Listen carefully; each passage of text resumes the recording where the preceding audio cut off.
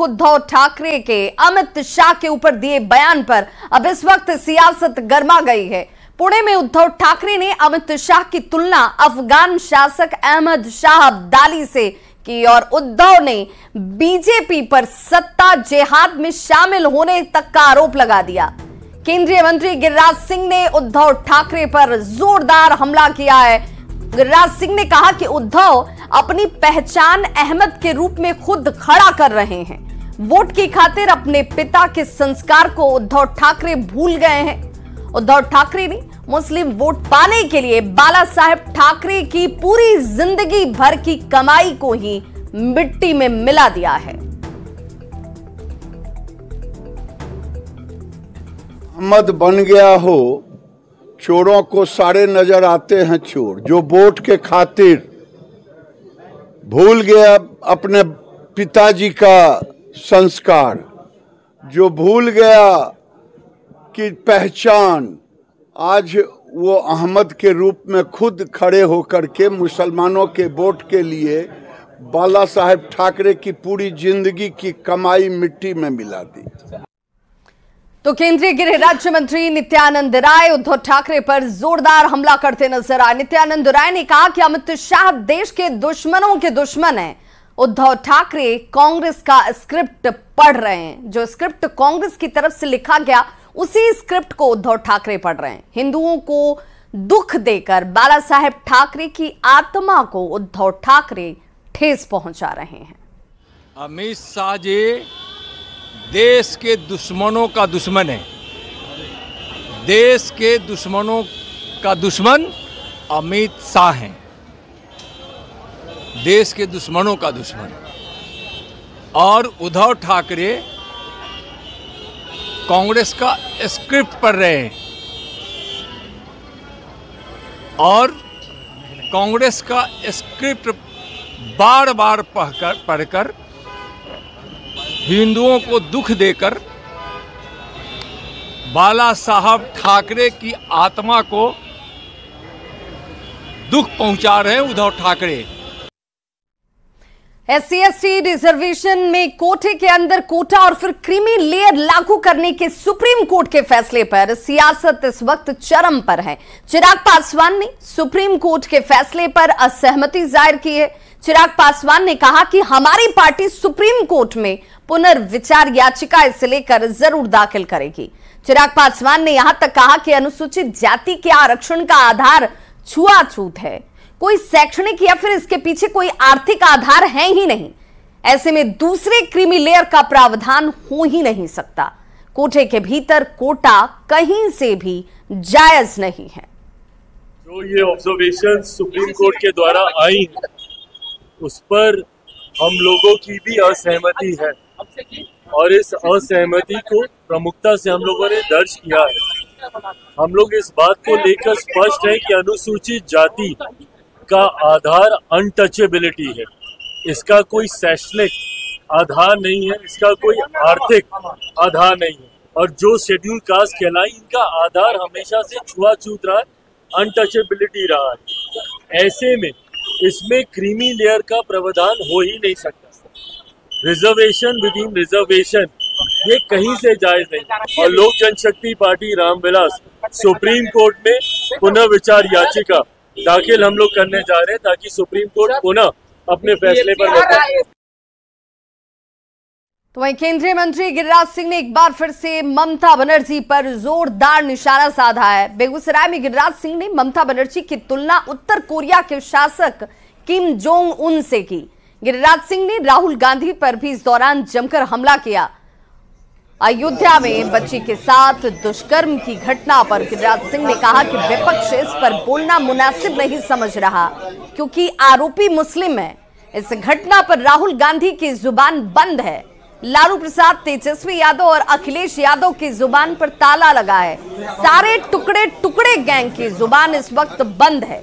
साथ ही गिरिराज सिंह ने बेगूसराय में खुले में मीट बेचने पर रोक लगाने की अपनी मांग को एक बार फिर से दोहराया। जो घटना घटी है अयोध्या के अंदर नाबालिग बेटी के साथ, वो जिह्वा पर बोलना भी पाप जैसा लगता है, लेकिन आज जुबान बंद है राहुल गांधी का, क्योंकि वो मुस्लिम है। इस अयोध्या के नाबालिग लड़की के साथ दुष्कर्म करने वाला, इसलिए राहुल गांधी की जुबान बंद है। अखिलेश यादव का जुबान बंद है, तेजस्वी यादव का जुबान बंद है, सारे टुकड़े टुकड़े गैंग का जुबान बंद है। और जब भारत के सनातन पर चोट करना होता है, ये सब एकजुट होकर के सनातन को तोड़ने में लग जाते हैं। ममता बनर्जी ने कहा कि अधिकारियों को और डंडा से धमकाया भी है, क्या करेंगे? वो किम जॉन है, कुछ भी कह सकती है। पटना में बिहार बीजेपी के नए अध्यक्ष दिलीप जायसवाल की अध्यक्षता में बीजेपी कोर कमेटी की पहली बैठक हुई और बीजेपी ने इस बैठक में 2025 का ब्लूप्रिंट तैयार कर लिया है। अगले साल बिहार में होने वाले विधानसभा चुनाव को लेकर खास रणनीति बनाई गई है। मिशन 2025 के लिए पार्टी ने कई अहम फैसले लिए हैं। बीजेपी ने सामाजिक समीकरण साधने पर भी जोर दिया है, साथ ही एनडीए के बीच बेहतर समन्वय पर जोर दिया गया। पार्टी ने हर वर्ग के लिए अभियान चलाने का फैसला किया।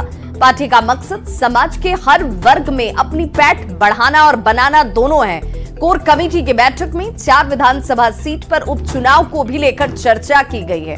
उपचुनाव के लिए बीजेपी ने मेगा प्लान तक तैयार किया है। बिहार के इमामगंज, तरारी, रामगढ़ और बेलागंज में उपचुनाव होने वाले और इसीलिए इस बैठक में सिर्फ विधानसभा चुनाव नहीं बल्कि उपचुनाव के लिए जिन 4 सीटों की हम बात कर रहे हैं, इस पर भी मंथन हुआ। तरारी और रामगढ़ से बीजेपी, बेलागंज से जेडीयू और इमामगंज से हम के चुनाव लड़ने की उम्मीद जाहिर की जा रही है। बीजेपी ने इसके लिए अपनी तरफ से तैयारियां रणनीति के तौर पर कर ली हैं। नए और पुराने कार्यकर्ता मिलकर काम करेंगे।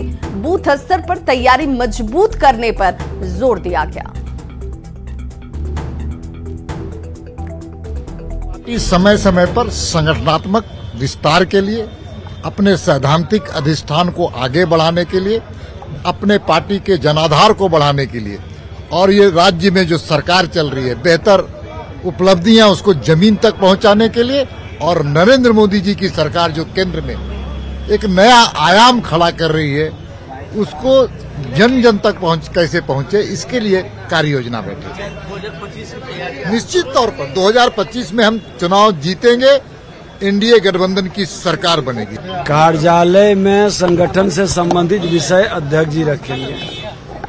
ये हमारा नित्य की बैठक होती है, जब प्रभारी आते हैं कोर कमेटी की बैठक होती है, ये रूटीन वर्क है। प्रधानमंत्री नरेंद्र मोदी जी और भारत के गृह मंत्री एक भारत श्रेष्ठ भारत बनाने का जो उन्होंने संकल्प लिया है उसको सिद्धि तक पहुंचा रहे हैं। लोग परेशान हो रहे हैं, उसकी चिंता नहीं कर रहे हैं। तो कोर कमेटी की बैठक में बीजेपी ने 2025 का ब्लूप्रिंट तैयार कर लिया और बीजेपी चुनाव के लिए अपनी तरफ से पूरी तरह से तैयार नजर आ रही है। बीजेपी की बड़ी बैठक के बाद बिहार की सियासत भी अब इस वक्त गर्म है। आरजेडी और कांग्रेस का यह दावा है कि इस बार जनता एनडीए को सत्ता नहीं सौंपने वाली है। महागठबंधन इस बार एनडीए को धूल चटा देगी। तो बीजेपी और जेडीयू ये दावा कर रहे हैं कि बिहार की जनता को एनडीए पर ही भरोसा है। पहले की तरह इस बार भी एनडीए महागठबंधन को पटखनी देगा। 2025 विधानसभा चुनाव के लिए भाजपा पूरी तरह तैयार है। भाजपा और एनडीए घटक दलों के आगे महागठबंधन टिक नहीं पाएगा। 2025 चुनाव को लेकर भाजपा ने बूथ स्तर तक अपनी तैयारी मजबूत कर ली है। जनता को भाजपा पर भरोसा है और सरकार पर विश्वास है। लोग इस बात को अच्छी तरह समझ चुके हैं कि बिहार का विकास एनडीए की सरकार ही कर सकती है। एनडीए सरकार में बिहार का जो विकास हुआ है वह अद्वैत और अतुलनीय है। एनडीए ने 2025 विधानसभा चुनाव के लिए पूरी तरीके से कमर कस लिया है और आगामी 2025 चुनाव के लिए मुख्यमंत्री नीतीश कुमार जी ने एनडीए नेताओं को लक्ष्य भी दे दिया है कि हम आगामी 2025 के चुनाव में 220 सीटों से ज्यादा जीत कर आए। इसके लिए हम सभी लोग लग जाएं। देखिए ना, 2025 के लिए भारतीय जनता पार्टी हो या एनडीए हो पूरी तरह से तैयार है। हम सारे घटक दल जो है मिलजुल करके काम कर रहे हैं। और हमने डिलीवरी दिया है, हमने काम किया है, हमने जनता का विश्वास जीता है। और उसी तरह से जैसे पिछले 20 सालों से बिहार की जनता का प्यार हमको मिल रहा है वो मिलेगा। और जो विपक्ष में जो जंगल राज के नमूने बैठे हैं, जंगल राज का जो मॉडल चलाते हैं, उनको बिहार ने कब का नकार दिया है। भारतीय जनता पार्टी को तो दम भरने की आदत है। वो शायद भूल गए हैं कि एक नेता की पगड़ी खुली है और बाल मुड़ा है, दूसरे का क्या होगा ये पता नहीं, वो देखने का समय बताएगा। रही चुनाव की बात, चुनाव जब भी हो, आज हो या 2025 के अंत में हो, महागठबंधन और कांग्रेस पार्टी पूरी तरह से तैयार है। बिहार में डबल इंजन के सरकार के द्वारा जनता और जनता के मुद्दे पर, जनता के हितों के सवाल पर बिहार को विशेष राज्य का दर्जा, विशेष पैकेज के नाम पर जो रीपैकेजिंग की गई है और जिस तरह से बिहार में पुल पुलिया गिर रहे हैं, बिहार में भ्रष्टाचार को सदाचार और शिष्टाचार का रूप दे दिया है, उस पर भारतीय जनता पार्टी के नेताओं का कोई जवाब नहीं है। 2025 के चुनाव के पहले जनता और जनता के बीच जाकर के भारतीय जनता पार्टी इन सवालों का जवाब दे। देखिए, भारतीय जनता पार्टी जो है गुमराह करने वाली पार्टी है, झूठ बोलने वाली पार्टी है। विशेष राज्य की दर्जा आदरणीय नीतीश कुमार जी का जो सपना था वो बीजेपी कभी पूरा नहीं करेगी। तो 17-18 साल आपको समय दिया बिहार की महान जनता ने, तो इस बार बिहार की महान जनता ने स्थानीय मुद्दा में अपराध जिस तरह से चरम सीमा पे है, सारा को देखते हुए आज हिसाब मांग रही है।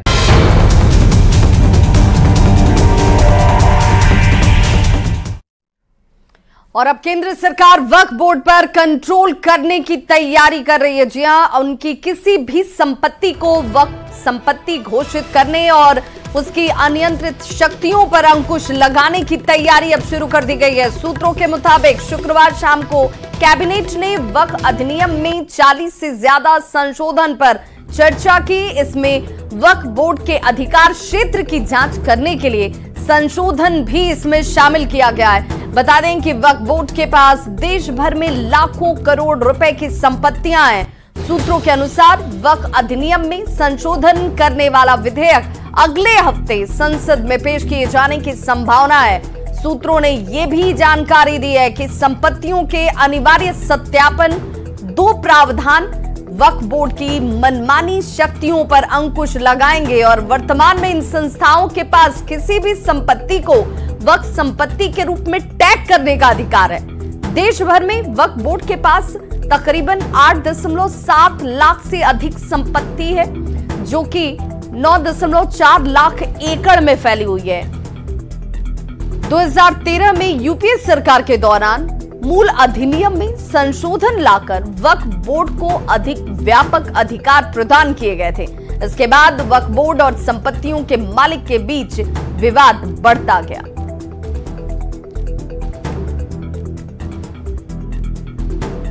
तो वक्फ बोर्ड के अधिकारों पर लगाम लगाने की तैयारी चल रही है और केंद्रीय मंत्री चिराग पासवान जो हैं, उन्होंने कहा है कि एक बार फिर प्रस्ताव आ जाए, किन किन प्रावधानों में बदलाव किया गया, उसके बाद पार्टी इस पर अपना कोई विचार रख सकती है। ये कहना है सीधे तौर पर चिराग पासवान का। वक्फ बोर्ड में नियमों में बदलाव करने का फैसला लिया है, जिसके लिए वो संसद में भी पेश करेंगे अपना अध्यादेश। एक बार प्रस्ताव सामने आ जाए, उसको पढ़ लिया जाए क्या है, उसके बाद क्योंकि अभी ये जानकारी सामने आई, तो एक बार ये सारी चीज़ें आ जाएं कि उसमें क्या क्या उसमें प्रावधान किए गए हैं, किन किन चीज़ों में बदलाव किया जा रहा है, एक बार उसको पूरी तरीके से पढ़ लिया जाए, उसके बाद पार्टी अपना रुख इस पर रखेगी। आरा में कम बारिश की वजह से किसान धान की रोपनी को लेकर काफी परेशान थे, लेकिन 2 दिन से हो रही लगातार बारिश ने किसानों को थोड़ी राहत तो जरूर दे दी है। बता दें कि धान रोपनी का समय बीतता जा रहा है, जिस वजह से किसान कहीं बोरिंग के सहारे तो कहीं नहर के सहारे रोपनी में लगे हुए थे, लेकिन बारिश ने किसानों की चिंता को थोड़ा कम कर दिया।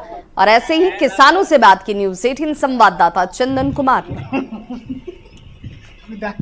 दिनों से बारिश का इंतजार कर रहे किसानों के चेहरे पर खुशी अब देखने को मिल रही है और पिछले 2 दिनों से हो रही बारिश के कारण जो किसान हैं वो खेती के काम में तेजी से लग गए हैं और देखिए किस तरह से धान की रोपनी हो रही है और खेत में पानी दिखाई दे रहा है। रोपा गया है वो सूख जाएगा। भेद सूख गया था, यहाँ धान का बीज जो डाले थे हम लोगों पहले तो सूख गया था, इतना भगवान का घाम था। अब तो मैंने भगवान पानी अभी तो 1-2 बार दिए हैं, लेकिन झापस है उसी में हम लोग मशीन चला के अपना खेती कर रहे हैं। तो धान का बीज अभी जो रोप रहे हैं धान के बीज ठीक है, अभी तक फिर दोबारा हम लोग डाले हैं, तो डाल के फिर हम लोग खेती रोपनी अब काम तेजी से चल रहा है। धान बच जाए कैसे मतलब नहर में पानी नहर तो नहीं कैसे पंपिंग सेट से चलता चला वैसे तो हमें तो तेल घंटा ऐसा 200-150 दिया था पाता, तो मैंने उसी के सहारे बस। भगवान तो लगा था कि बारिश हुई है ना भगवान। अब हाँ पानी ठीक बा, पानी ये नहीं हो तो क्या कही जाए, बोरिंग से चलाओ तो जा 300 रुपये घंटा। 300 रुपये घंटा? हाँ। नहर का पानी आता ही नहीं? नहर देने नहीं है। तो अब उम्मीद है कि मैंने बच जाएगा जो रोपा हुआ धान है। देखी पार्टी तो कसौ बोरिंग से जी जा। हाँ मैंने बारिश की उम्मीद बा, अभी लगातार झपसी तो लागल बा। हाँ ऐसे तो नहीं बुनी आवत खाली सी और पानी होते नहीं है, खेती के काम में लागल। कई दिनों से जो किसान भाई है वो इंतजार कर रहे थे भगवान इंद्र के बारिश का, और 2 दिनों से बारिश होने से खेतों में एक तरह से कहें कि जो नमी आई थी उसमें जो बारिश होने से कुछ नमी आई है, और उसके बाद खेत में जोर शोर से रोपनी का काम चल रहा है और किसान मेहनत करके जो धान है उसको लगा रहे हैं और बारिश का इंतजार भी कर रहे हैं। चंदन कुमार, न्यूज़ 18 भोजपुर। बिहार पुलिस की सिपाही भर्ती परीक्षा 7 अगस्त से शुरू हो रही है, जो 28 अगस्त तक चलने वाली है। गोपालगंज में परीक्षा के लिए 9 केंद्र बनाए गए हैं। सभी केंद्रों पर सीसीटीवी कैमरे लगाए गए हैं। साथ ही पिछली बार पेपर लीक होने की वजह से परीक्षा स्थगित करनी पड़ी थी, लेकिन इस बार पेपर लीक ना हो इसके लिए परीक्षा के समय घटाकर 2 घंटे कर दिया गया है। यानी कि अब पेपर 12 बजे से लेकर 2 बजे तक ही चलेंगे। गोपालगंज के डीएवी हाई स्कूल में बनाए गए इस परीक्षा केंद्र की तैयारियों का जायजा लिया न्यूज़ 18 संवाददाता गोविंद कुमार ने। पुलिस की सिपाही भर्ती परीक्षा 7 अगस्त से शुरू होने जा रही है। ये परीक्षा 7 अगस्त से शुरू होगी और 28 अगस्त तक चलेगी। सभी सेंटरों पर परीक्षा ली जाएगी और 7 अगस्त से 28 अगस्त तक ये परीक्षा चलेगी और प्रतिदिन दोपहर के 12 बजे से परीक्षा शुरू होगी, जो दोपहर के 2 बजे तक चलेगी। यानी कि 2 घंटे की ये परीक्षा होगी और परीक्षा को लेकर जिला प्रशासन की ओर से जो तैयारियां हैं वो इस वक्त तेज कर दी गई है।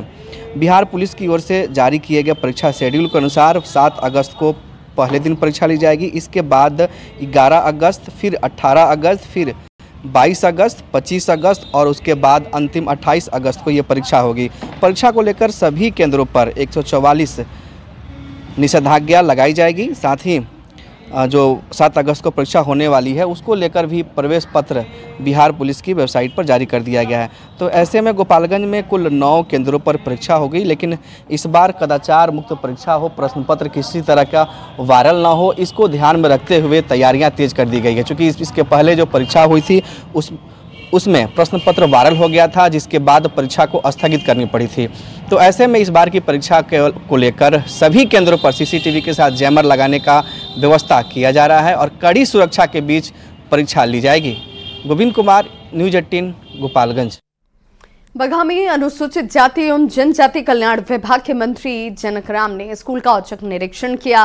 मंत्री जनक राम ने आवासीय राजकीय अंबेडकर अनुसूचित जाति जनजाति +2 विद्यालय चौतरवा का औचक निरीक्षण किया। इस दौरान स्कूल में कई खामियां मिलने पर मंत्री ने स्कूल प्रबंधन को सुधार की हिदायत दी। दरअसल मंत्री जनक राम को छात्रावास में रह रहे छात्रों की तरफ से शिकायत की गई थी कि उन्हें समय पर भोजन नहीं मिलता है। फिर मंत्री खुद स्कूल पहुंचते हैं। ऑन द स्पॉट स्कूल प्रबंधन की जमकर उन्होंने क्लास लगाई। बच्चों ने बताया है कभी कभी जली हुई रोटी दी जाती है, इसकी कंप्लेन विद्यार्थी बच्चे ने किया है। समय से भोजन यहाँ उपलब्ध नहीं हो रहा है। 9 बजे रात्रि भोजन देना है, लेकिन वह भोजन 11 बजे बच्चों ने बताया कि लेट से 11 बजे तक भोजन दिया जाता है। जो भी कमी कमजोरी है, अगर 15 दिन के अंदर उसको दूर नहीं किया जाएगा तो विभागीय उनके ऊपर कार्रवाई होगी।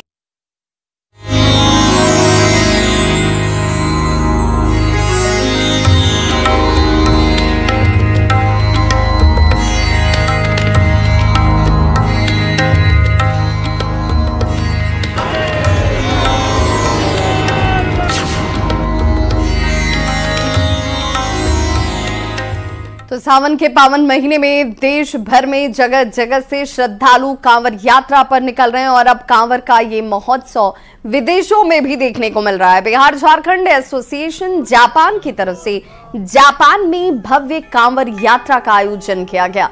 कांवर यात्रा की शुरुआत पुनबोरी के श्री राधा कृष्ण मंदिर से कलश पूजा के साथ हुई और रास्ते में कोतो वार्ड के ओजिमा में रह रहे भारतीय समुदाय के लोगों ने कांवरियों पर पुष्प वर्षा के साथ उनका स्वागत किया। श्री राम मंदिर बांदो में संपन्न कांवर यात्रा होती है और इस कांवर यात्रा में न केवल भारतीय समुदाय को एकजुट किया बल्कि जापान में भारतीय संस्कृति और धार्मिक परंपराओं की पहचान को भी और मजबूत किया है। इस आयोजन की सफलता ने सभी प्रतिभागियों को एक नई ऊर्जा और उत्साह से भर दिया। इस आयोजन में सैकड़ों श्रद्धालुओं ने भाग लिया। ये आयोजन अत्यंत ही उत्साहपूर्वक और धार्मिक धूमधाम के साथ किया गया। कांवर यात्रा में भारत के डिप्टी एम्बेसडर श्री रविंद्रन मधुसूदन मुख्य अतिथि के रूप में अपनी उपस्थिति उन्होंने दर्ज कराई। उनके साथ प्रथम सचिव उमेश नौटियाल भी यहां मौजूद रहे। मधुसूदन ने जापान में भारतीय संस्कृति और परंपराओं के संरक्षण के लिए बिहार फाउंडेशन के प्रयासों की सराहना की है। उन्होंने कहा कि इस तरह के आयोजन भारतीय समुदाय की एकता और सांस्कृतिक धरोहर को मजबूत करते हैं।